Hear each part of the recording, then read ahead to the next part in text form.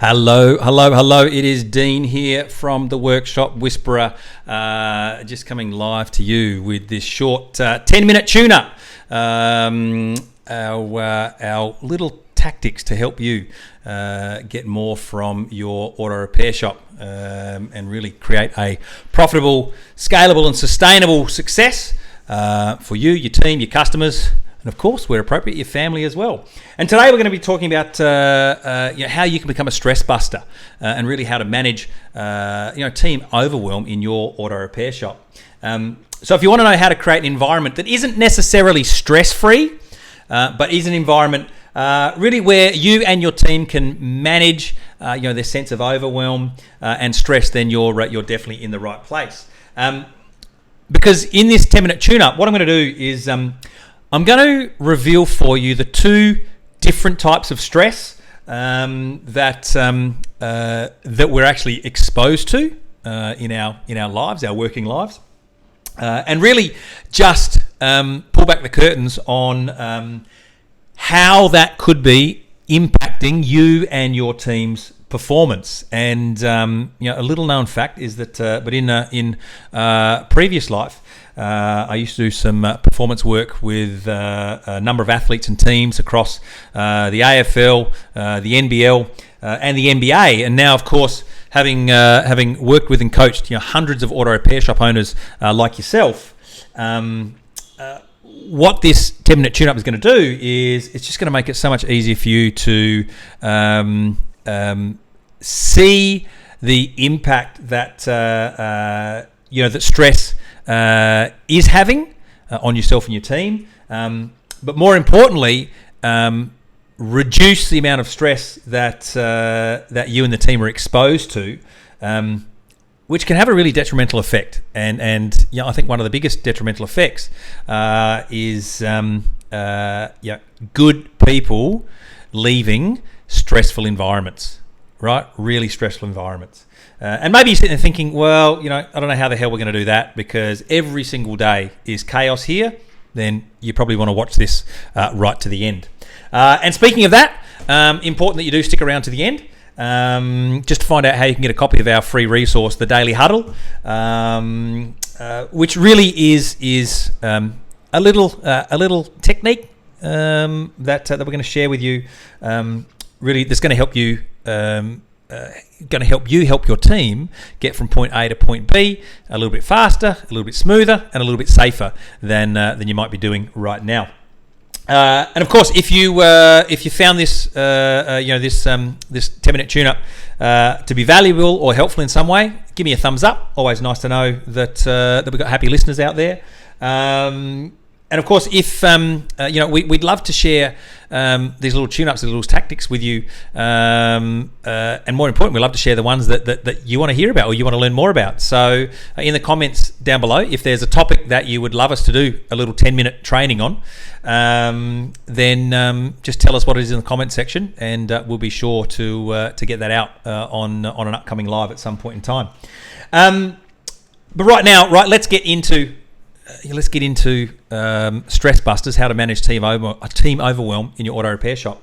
Well, first up, let me say this. The biggest problem that we see time and time again in auto repair shops is you got a business that is completely overbooked, right?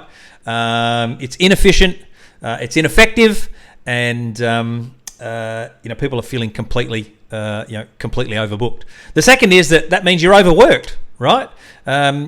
You're spending so much time chasing people, chasing parts, chasing prices, that you are, well, let's be honest, quite unproductive, right? You're losing a lot of billable time. You're writing off a lot of hours. You're basically running around like a chook with its head cut off. You might be busy, or it feels busy, but you get to the end of a week, you get to the end of a month, you get to the end of a year, and you go, God, we were really, really busy, but where's the money, right? You're totally overworked. And thirdly, you're completely overwhelmed. You've lost motivation. There's no inspiration to get up and go to work. And ultimately, you're super, super frustrated, right? So you're overwhelmed, but ultimately you're unfulfilled. And that's a real problem, right? Because why would anyone want to get up and keep doing something that doesn't light them up, doesn't bring them joy, doesn't bring them a sense of satisfaction and contribution? So, but what's the opportunity? Well, Hans Selye, who was a Hungarian professor that pioneered much of the early research into stress, said it is not stress that kills us, it is our reaction to it. What does that mean? Well, the truth is that we need stress in our lives in order to perform, right? The stress of an alarm clock in the morning is what gets you up and out of bed. The stress of knowing that you need to put food on the table gets you up and out of bed. The stress of knowing that you have to perform quality technical work so that car is safe and your customers are safe is what makes sure that you check and double check your work, right? So we need a version of stress. One of the important distinctions there is that from a sporting analogy, that the players that you might consider to be big game players are those athletes, those individuals who can absorb higher levels of stress and perform under higher levels of pressure, right? And of course, like anything else, that can be trained, that can be built, that can be developed. So it's important to understand that there's two types of stress. One that's bad for us and one that's actually good for us. So what does that mean for you in your auto repair shop? Well, let's come down here and let's consider stress as a framework, right? So in the red section here, right, this is the bad kind, or this is really the ingredients that we will almost find exclusively at play in workshops, teams, cultures, businesses that have, the negative type of stress, right? The one that brings people down, that blows them up, burns them up, or breaks them down, right? And sees them underperforming or evacuating en masse, leaving you en masse, right? And it's a kind of environment where the business owner just says yes all the time to way too much work, right? So there are too many jobs, not enough techs, or not enough time, right? And I understand that some people, watching this, when you watch this or when you're listening to this, you might go, well, that's every damn day, right? It never changes. Well, nothing changes if nothing changes. And if you're the individual that thinks you always have to say yes, if you've got some sort of misguided belief that having too much work is better than not enough, and there's some truth in that, but it is certainly not completely true, then one of the biggest reasons why your team will underperform is because energy is not a finite resource. The reason we go to sleep is so we can fill up our energy, restock our energy. So if you're saying yes all the time to requests for work and you're simply overbooking, you got too much on, your team will start to reduce their productivity, not out of laziness, but out of self-preservation, right? Out of self-preservation, right? Use football as an example, right? Those players, those athletes go onto the field for somewhere between 4 to 6 minutes at a time. Well, because if they went on there and they redlined their performance for 120 minutes straight, well, they would die. They literally would die. So they come off for self-preservation, to recover, to regroup, to regain their breath, then go back out and play the game again. It's no different in your auto repair shop, right? But on the flip side of that, if we look at the green section of this model, this framework, right? What's the type of environment stress that we're looking for? Well, we're looking for the kind of stress that actually reduces anxiety. We're looking for the kind of stress that improves performance, and ultimately our aim is to create the kind of environment where your team is operating under the type of stress that actually boosts their output. Impossible, it's what you might think, but it is completely doable.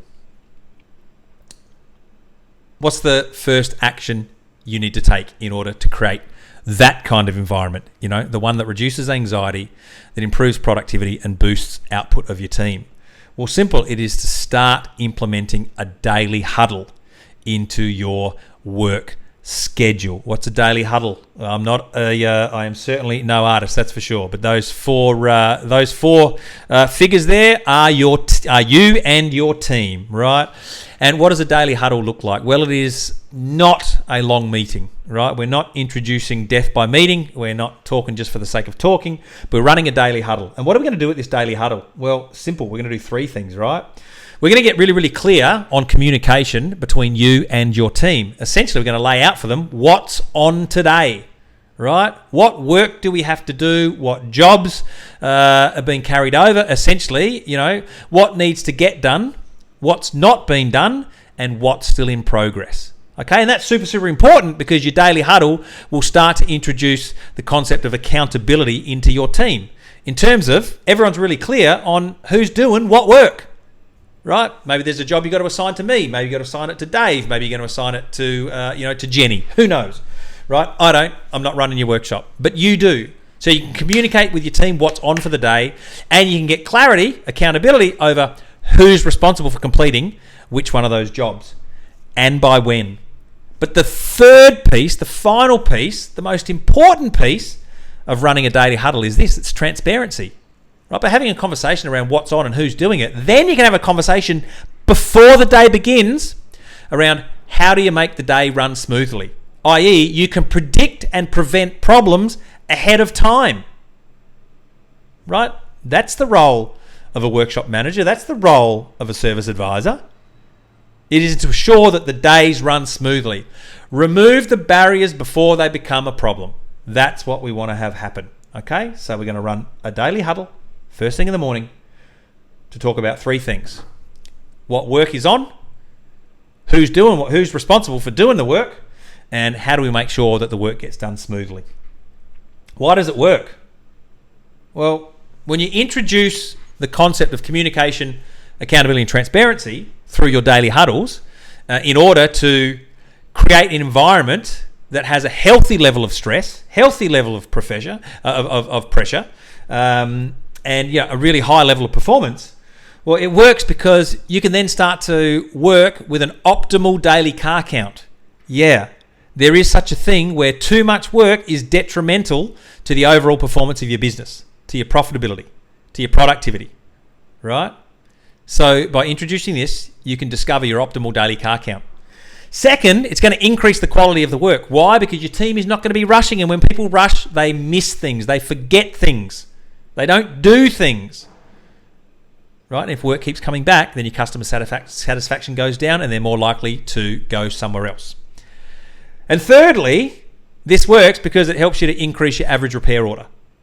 When you have time in your day to complete additional work, you can then create, or you start to find opportunities to upsell and cross-sell additional work that is required. So this is not being dishonest or unethical. Please make that a distinction in this training.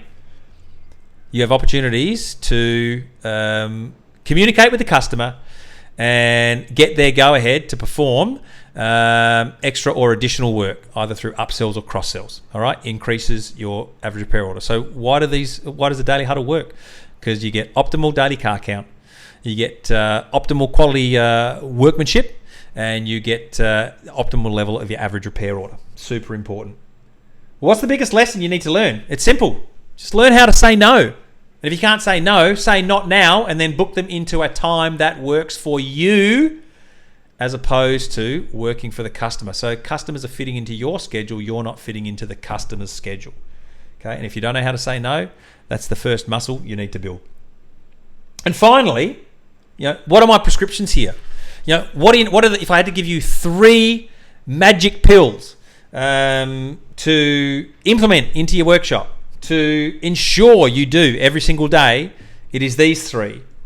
You must have a way for creating controllable bookings. The easiest way is saying no or not now, right? You must have a way for creating a manageable workflow. Too many cars, your team will start to go into self-preservation mode. They'll either get lazy and work slower, or they'll work faster and miss things, right? But they'll work too fast and miss things, right? Both of those are a problem. And thirdly, it'll help you create a predictable environment. So your team come to work each day knowing they're going to be able to get the work done, they're going to be able to enjoy their work, they're going to be able to be engaged in their work, and they're going to be enthusiastic about their work. And when you've got a team that are engaged, when they're enjoying what they do, they're engaged, they're enthusiastic, excited about the work, why are they going to leave? They won't even go for more money, because most other businesses are trading time for money. They're going to flog you for not much extra. So you want to have controllable bookings, you want to have manageable workflow, and you want to have predictable environment. That's how you become a stress buster for your team. Now, I did say at the start, I'm going to talk about our free resource. Look, if you want to get your hands on a copy of our Daily Huddle checklist, the 5 steps to make sure that your daily huddles rock, and you and your team can get the absolute most out of them, just comment team in the comment section below, and we'll be sure to flick you through a copy of that Daily Huddle checklist. All right, guys, I trust this has been helpful. Give me a thumbs up if it was, and I look forward to seeing you on one of our upcoming 10-minute tune-ups over the next few weeks. All right, guys, take care. Talk soon. Bye-bye.